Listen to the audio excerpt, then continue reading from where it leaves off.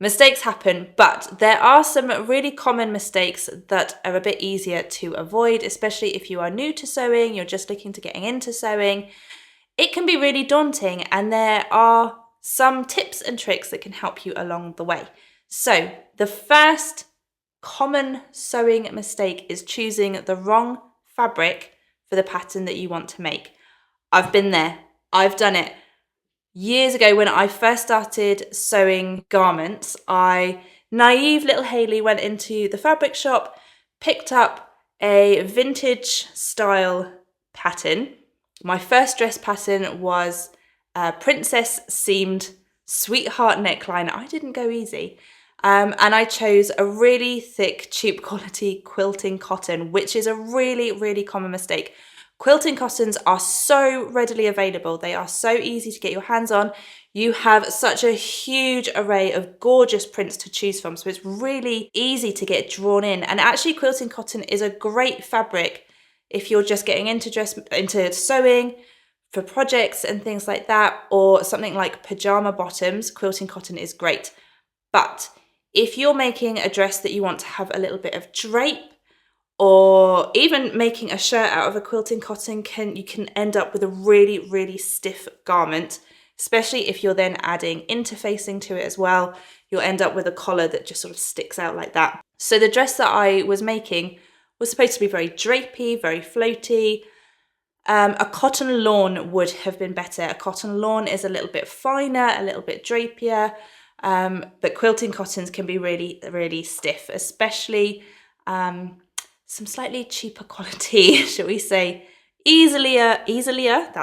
more easily available quilting cottons. Like I said, you've got so much choice and amazing prints to choose from, but they aren't great for dressmaking.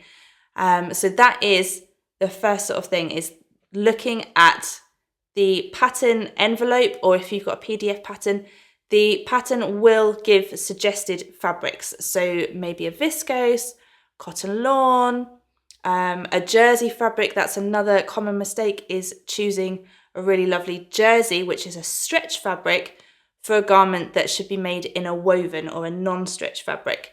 You will end up with a garment that is all kinds of weird and wonderful shapes if you mix those two up. So that's a really important step as well. The next really common mistake is not pre-washing your fabric. Did you know that you need to wash your fabric before you cut into it? Before you take a pair of scissors anywhere near your fabric, stick it in the washing machine. The reason for this is because fabric can shrink a little bit. I think it can shrink up to, up to 10 or 20% with its first wash. And you do not want that happening after you have taken the time to cut, to measure, to sew and finish your project beautifully, to wear it a couple of times and then stick it in the wash and your garment has shrunk is the most devastating thing to happen. Put it in the washing machine exactly as you plan to launder your garment, whether you put all your washing at 30 degrees or 40 degrees, just wash it that way. If you think you will use a tumble dryer on your garment as well, make sure you do that as well with your full piece of fabric before you start cutting into it. So make sure to launder your fabric exactly as you would launder the garment. If it is a fabric that needs to be hand washed, again, you can hand wash it. My washing machine has a cool, delicate hand wash cycle, so I cheat a little bit and use that because it's very unlikely that I'm actually going to hand wash something properly. So I use the cycle on the machine for that as well. Now, another tip to do with washing your fabric, if your fabric looks like it's going to fray a lot, so if you're using a viscose or some cottons, some crepes, things like that will fray a lot. A really good tip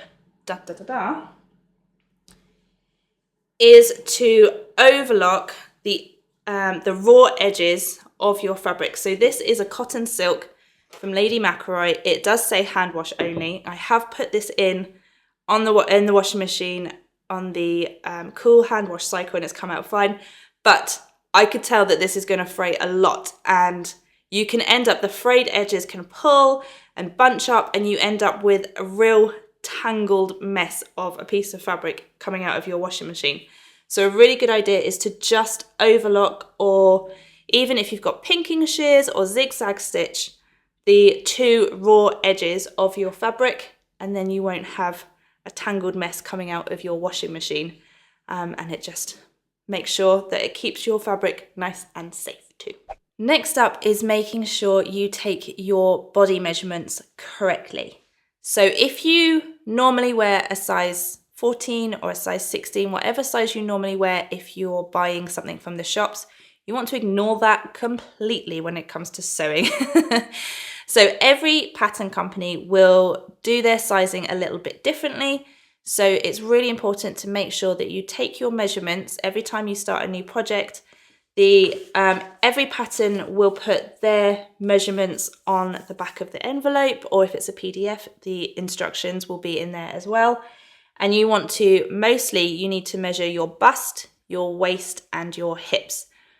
Now, bodies fluctuate and change, so it's a really good idea to take your measurements every time you start a new project, and replace your tape measure every year or so, because tape measures can stretch out a little bit.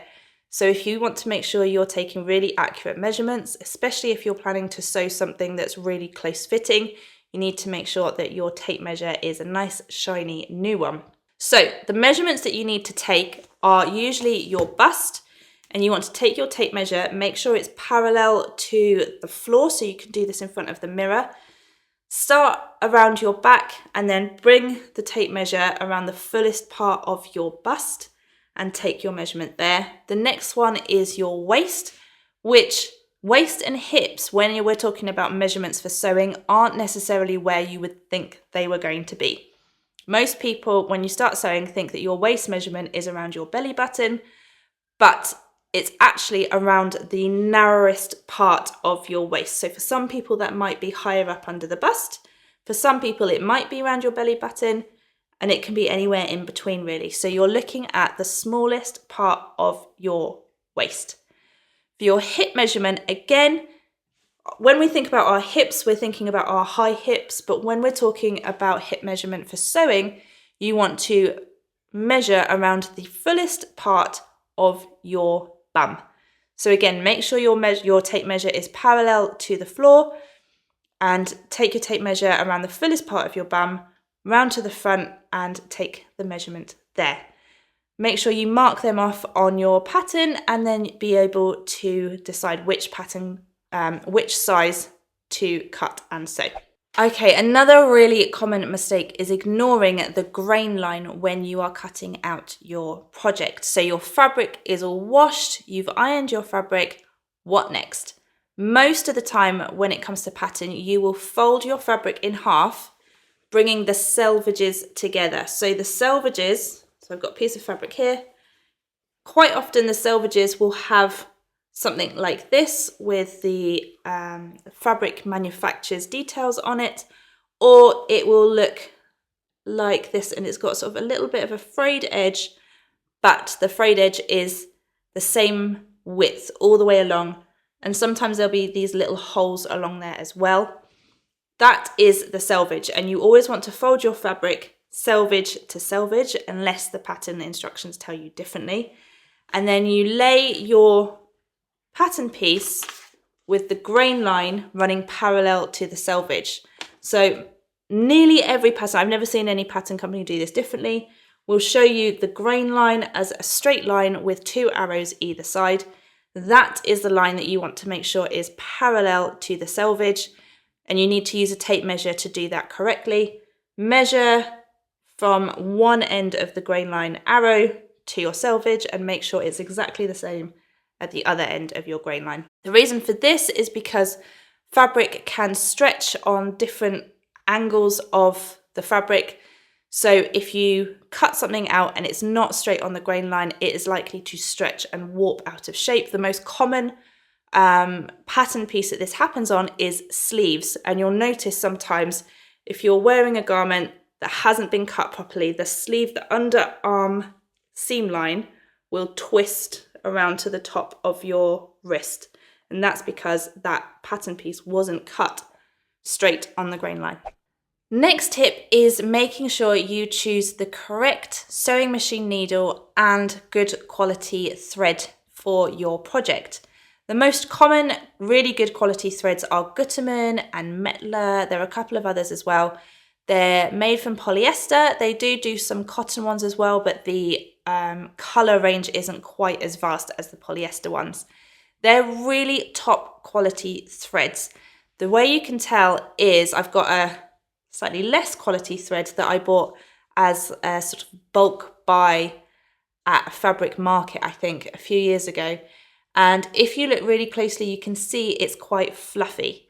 And those fluffy bits will get all caught up in your machine and start to catch on your fabric as you're sewing. And that will give a really nasty stitch. It won't be straight. It might get all bunched up. You might end up with a bit of a nest of thread underneath your fabric as well. It is worth spending just a little bit more money on really good quality threads to make sure your project goes really smoothly. When it comes to sewing machine needles, there are different needles for different types of fabric. So if you're using a cotton or a viscose, a woven fabric, you can choose a universal needle. If you are sewing with a jersey, you want either a jersey or a ballpoint needle. These do different things. So a jersey or a ballpoint needle has a slightly more rounded tip, meaning it parts the threads of the fabric, whereas a universal needle has a sharper, pointier tip so that it stabs the fabric, basically. If you use the wrong needle, or if your needle's getting a bit blunt because you haven't changed it, you need to change it every now and then, it can start skipping stitches, it can start making little nests of thread underneath your fabric. So it's a really good idea to make sure that you're changing your needle regularly and making sure you've got the right needle for your project. Okay, my last tip is to make sure you finish your seams properly. This is a really big lesson that I learned really early on. I bought a beautiful viscose fabric. I took my time making a really lovely top. It had a facing, which I'd never done before. It was all beautifully finished. I zigzagged the edge, the raw edge of the fabric, wore it a few times, put it in the wash, and the zigzag stitch for the viscose just wasn't enough to stop it from fraying.